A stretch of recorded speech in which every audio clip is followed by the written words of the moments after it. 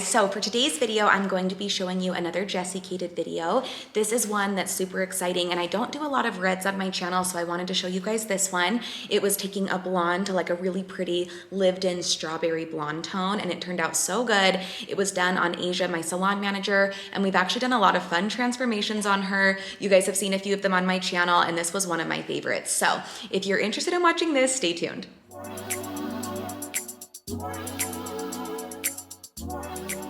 Hi you guys, welcome to this week's video of Jessi-cated. This one is going to be such a transformation, so satisfying and so fun. If you follow me on YouTube, you know that one of my most popular videos is when I took my sister from blonde to red. We are going to try to reenact somewhat of that today. We're going to be adding in some warmth, some depth, giving her like a strawberry blonde tone for fall. So we are really excited about this transformation, and if you want to see how I do this, then stay tuned.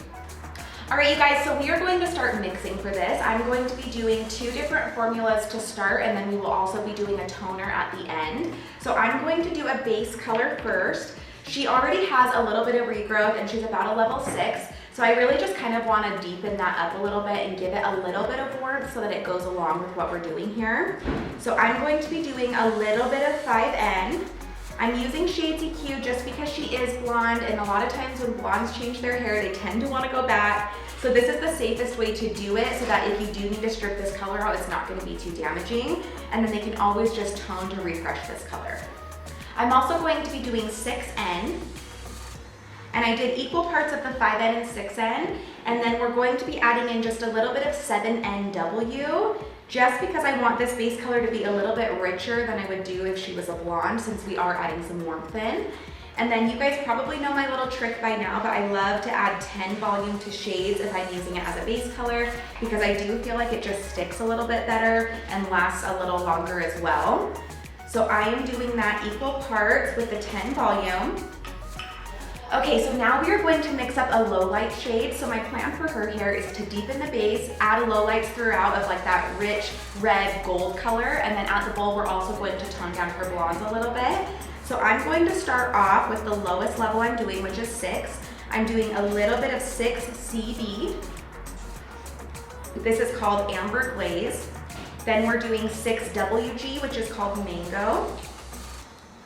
Then I'm going to do a little bit of 7GB, which is Butterscotch. And with each of these colors, I'm just kind of eyeballing it and adding in what I think. It kind of seems like this is all going to be equal parts, but when you're doing something like this, feel free to just kind of freehand it and do what you think your client needs. And then I'm also doing a little bit of 8GG, which is called Gold Dip. And then at the very end, I'm going to add in just a little bit of 7N. That shade is called Mirage. And that's going to give it just kind of like a neutral base to hold on to. And then I'm actually going to be mixing this with 10 volume as well, because we are putting it in foils as a low light, so I do want it to process really well. And it's also going to be a little easier to get this on a foil using a cream developer rather than the processing solution. So anytime I'm using shades as a low light or a base color, basically coloring with shades, I'm going to use a 10 volume. But if I'm using it as a toner at the bowl, I use the processing solution. Okay, so we now have those 2 formulas mixed up. Now we're going to head over to the chair to apply. All right, you guys, so now that we're back at the chair, I'm going to be parting her off. With color clients like this, I always like to go off of the natural part. She parts in the middle, so I'm going to be going off of that. And then I'm going to be working in 4 quadrants for this hair color. So I'm going to take 2 quadrants in the front.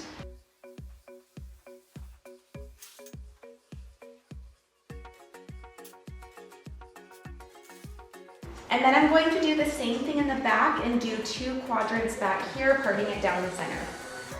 Okay, you guys, so usually when I part off for a color on a blonde especially, I leave a section for money pieces and I focus there.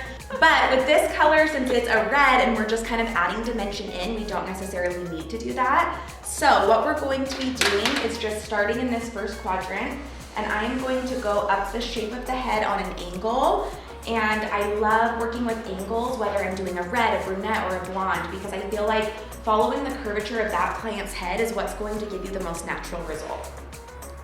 Okay, so my first section right here is on an angle, like I said, and I'm doing about a medium stitch highlight.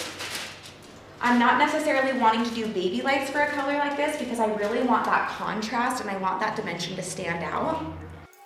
So I'm going in with that low light color, and I'm just going to cover all of the hair right here. And then I'm going to make sure I get that foil nice and tight because we are going to be going back through doing a base color after this. And I am leaving bigger subsections. I'm not going back to back to back because I don't necessarily want this to be all the same low light color. I really want to have dimension still, so leaving that bigger section is still going to give me pops of blonde. And when you're doing something where you have multiple formulas that you're working with, you want to make sure that you have something that differentiates the two, whether it's your bowl or your brush. For my brushes, I am using the Goldwell Colorance brushes. I'm using the small one for the lowlights and the bigger one for the base color. So I know the difference between those two. And then I also used a pink bowl and a tan bowl, so I know the difference with that as well. Okay, so I've done 2 foils so far. I took it all the way through the ends on those 2. And then on this third one right here, I'm actually only going to take it halfway down. And this is just gonna give us variation in dimension so that not everything looks so uniform. So you can see that I'm just gently feathering, and I'm gonna bring it down further in the back and higher up in the front. Okay, so I told you guys we're not necessarily going in and adding money pieces, but I do want her to have wider pieces in the front. She just did bleach her hair a little bit ago, so we don't need to go in and freshly bleach it. But since she has blondes that are higher up right here, I'm actually gonna section that out the closer I get to the hairline so that I can tone those in the bowl to be my accent piece. So I'm gonna leave that out, and then I'm gonna go behind it and do my low light. I'm going to be taking this one all the way down. And when you're doing a color like this, especially with shades, since it is a little more translucent, you wanna make sure that you really saturate well, because there's nothing worse than opening foils and seeing spotty color, especially when you're doing it on a blonde, because blondes have been so lifted, they basically have no pigment, that adding pigment back in can be kind of hard. So you wanna make sure that you're saturating very well, just so you don't have any issues like that.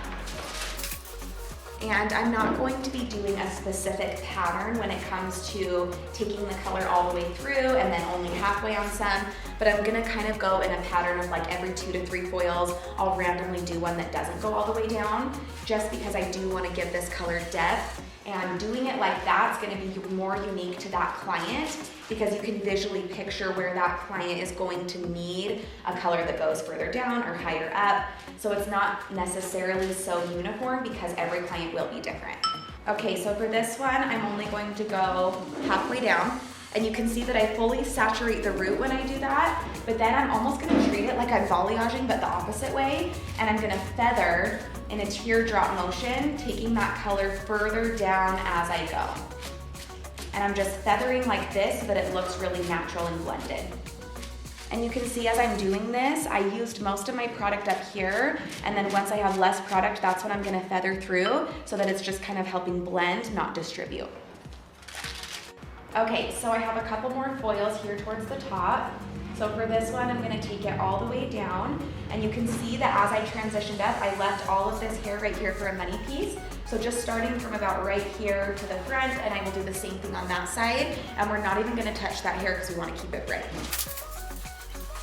So I'm gonna take this one all the way down, and a good tip for saturation, I one time heard this quote that said, X as you go marks the sign of a pro. So you're basically Xing your brush in that formation as you go, and that saturates that hair every which way so that you can make sure you're getting it really good. Okay, so as we make our way to the top, I've been going on an angle, but when you get to the top, you kind of want to transition this way so that you're following the shape of the head. So I'm kind of going off of this foil and parting straight so that this piece is all straight right here instead of angled forward. And since it's the very top piece, my foil is only gonna go halfway down so that the top is really bright. Doing this is also going to allow that money piece to blend really well with everything.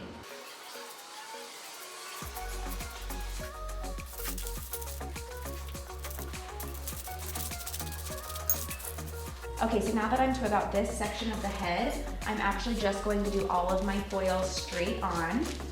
Okay, so now that all these lowlights are done, I'm going in with that base color and I'm just going to be painting in between the foils to richen that up. I'm not worried about bringing it super far down. I'm basically just going wherever her natural regrowth is. And I like to start at the top and then just pull the foils up as I go. And then everything out that's blonde, we're gonna be toning at the bowl. You can see as I'm applying this, I'm not just doing a straight line. I'm kind of rotating my brush and feathering down so that it looks really natural and blended. Okay, now when it comes to the front, I'm going to be doing the same thing, but I am gonna be a little more cautious about keeping it higher up since we are wanting it brighter up here. So I'm just going to go through the foils and blend this root color in, and I'm not even going to touch where the money pieces are left out. I'm just gonna keep those out and we will tone them separately.